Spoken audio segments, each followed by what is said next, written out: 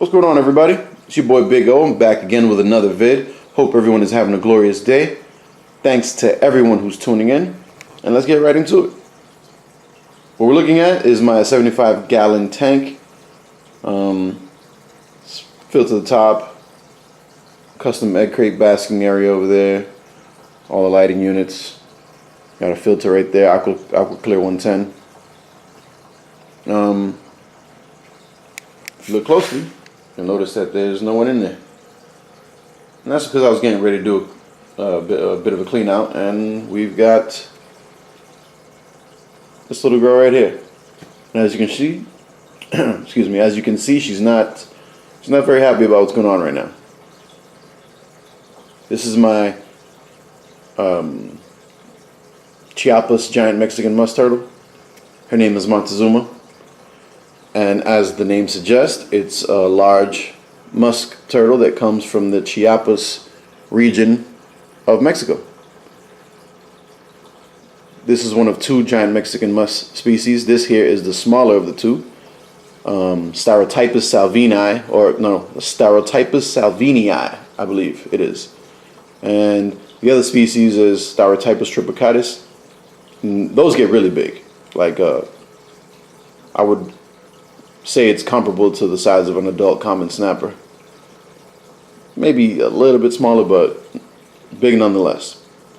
These I would she's about 6 inches right now, pretty much on the dot. I would expect her to grow at least another 1, maybe 2 inches, and that'll be the max size, the max adult size for this species. And she's getting really tired of being held. I have heard that they possibly can reach up to 10 inches, but I don't think that's a very common occurrence. I love keeping the species. They're very personable when they're in the water. They do not like being touched. They do not like being picked up. As turtles go, I'd say they're pretty smart. They're extremely aggressive when it comes to food. And those are the sort of things that I actually like in a turtle.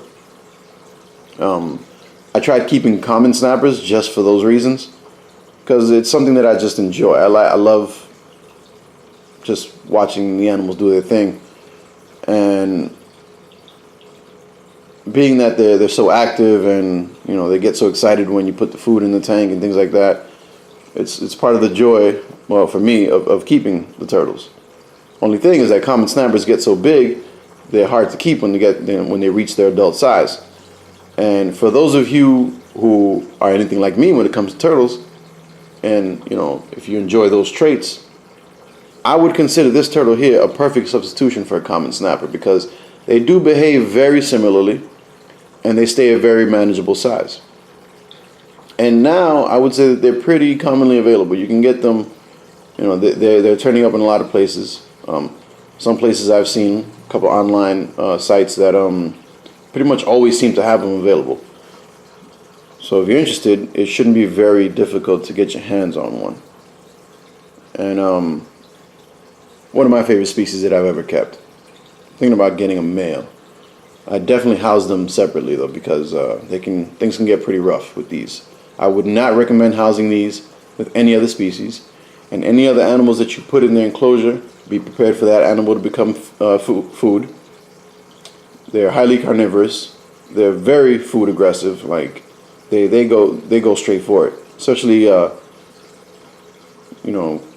like whole prey or something even live, worms, insects, fuzzy mice. I do give her fuzzy mice, but they're always frozen thawed. But she goes after them like nobody's business. She definitely likes anything, meat, protein based, shrimp, cut fish, chicken gizzards, beef heart, all that kind of stuff.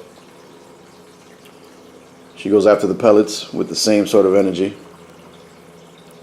As you can see, if I can do this with one hand without dropping her or without getting bit.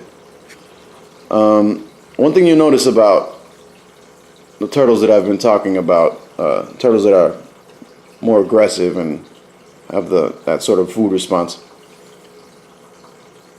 no matter what species it is, you notice that the plastron of turtles that tend to be very aggressive is very reduced. And, you know, that goes together with why they are so aggressive. They can't retreat into their shells like other turtles can fully. So they compensate by having these jaws that if you get too close, you'll definitely... And she's looking like she's about to try to bite the camera. But those jaws definitely rip you open. Make no mistake. That being said, I would not recommend this as a beginner species. If you get caught by one of these guys, you're going to bleed. It's not the kind of pet that you give to a child. Yeah, as you can see, she's very chunky. And she's getting pretty upset right now, so we're going to let her go back in her tank. And as soon as she touches the water, she'll kind of recognize that everything's pretty much okay. And off she goes.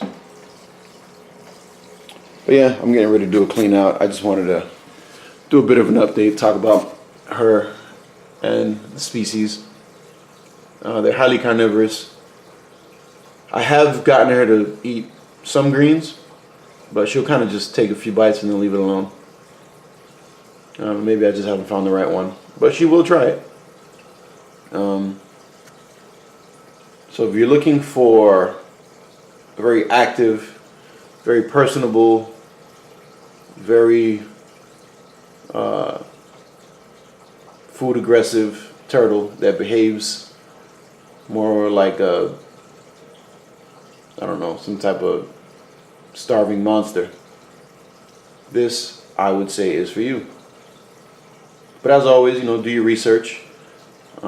Make sure you know what they need to thrive. Make sure you know what they eat. Make sure you know what it is that you're getting into, because an animal like this, as with pretty much any other turtle, is quite the commitment. They do live a long time, and they do need very specific care. So, again, make sure you know what you're getting into. And she just pooped all over the place. Okay, with that being said, it looks like it's definitely time for me to get cleaning. Thanks again to everyone tuning in. Any questions, comments, or concerns, definitely leave them below in the comments section. And until next time, happy reptile keeping. Peace.